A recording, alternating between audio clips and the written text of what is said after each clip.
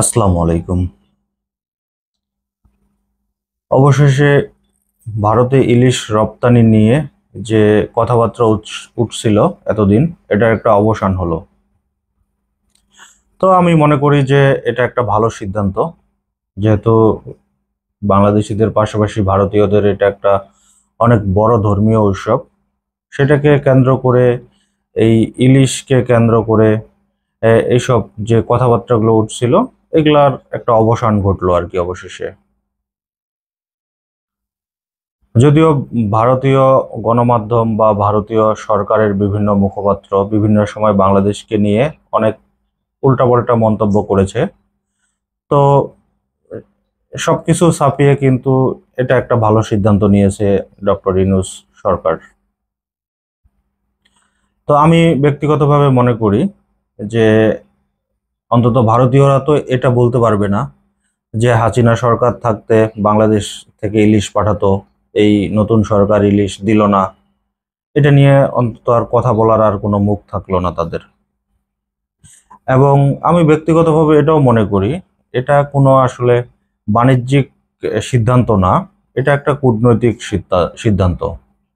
এবং আমাদের মনে হয় এই কূটনৈতিক সিদ্ধান্তটাকে স্বাগত জানানো উচিত। যদিও ইলিশ নিয়ে বাংলাদেশে অনেক বিতর্ক আছে, যেমন বাংলাদেশের মানুষই কিন্তু ঠিকমতো ইলিশ খেতে পারছে না। দাম যদিও নাগালের বাইরে, যদিও সরকার থেকে বলা হচ্ছিল যে ইলিশ নাগালের মধ্যেই থাকবে, তো সেই জিনিসটা কিন্তু আমরা বাজারে গিয়ে কখনোই লক্ষ্য করিনি। এবং দামের যে একটা তারতম্য, সেটা কিন্তু রয়ে গেছে। অবশেষে ৩,০০০ টন মেট্রিক টন ইলিশ ভারতে পাঠানো হচ্ছে, এক ভালো সিদ্ধান্ত। তো এই ক্ষেত্রে বাণিজ্য মন্ত্রণালয় একটা বিজ্ঞপ্তি প্রকাশ করেছে। বাণিজ্য মন্ত্রণালয়ের আদেশে বলা হয়েছে, আসন্ন দুর্গাপুজো উপলক্ষে রপ্তানিকারকদের আবেদনের পরিপ্রেক্ষিতে নির্ধারিত শর্তাবলী পূরণ সাপেক্ষে ৩,০০০ মেট্রিক টন ইলিশ রপ্তানির অনুমোদন দেওয়া হলো। এই লক্ষ্যে রপ্তানিকারকদের ২৪শে সেপ্টেম্বর দুপুর ১২টার মধ্যে বাণিজ্য মন্ত্রণালয় বরাবর আবেদন করতে বলা হয়েছে। এবং যারা পূর্বে আবেদন করেছে তাদেরকে নতুন করে আবেদন করার কোনো প্রয়োজন নেই। আগামী ৮ই অক্টোবর দুর্গাপূজা শুরু হচ্ছে। বাংলাদেশ ভৌগোলিক নির্দেশক পণ্য বা জিআই পণ্য হিসেবে ২০১৭ সাল থেকে স্বীকৃত ইলিশ টানা ৫ বছর ধরে ভারতে রপ্তানি করে আসছে বাংলাদেশ। যদিও ১২ থেকে ১৮ সাল পর্যন্ত ইলিশ রপ্তানি বন্ধ ছিল ভারতে।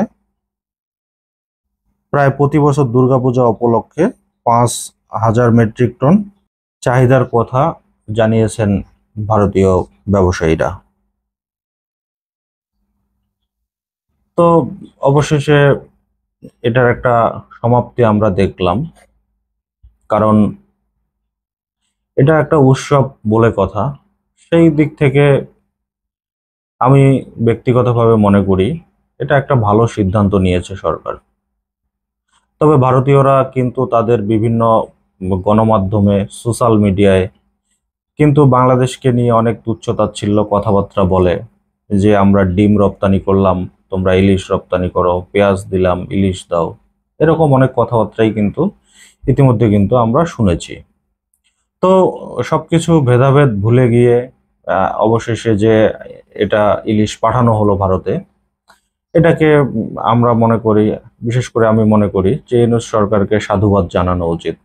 যদিও মোদি ইউনূস সম্পর্ক, তারপরে রিসেন্টলি বেশ কিছু ঘটনা ঘটতেছে, বিশেষ করে জাতিসংঘে বৈঠক নিয়ে, তো সবগুলোর অবসান ঘটে অবশেষে কিন্তু ভারতকে ইলিশ পাঠাতে বাংলাদেশ সরকার কিন্তু সেটা একটা ভালো মনের পরিচয় দিল আর কি। তো দর্শক, আজকে এই পর্যন্ত। আল্লাহ হাফেজ।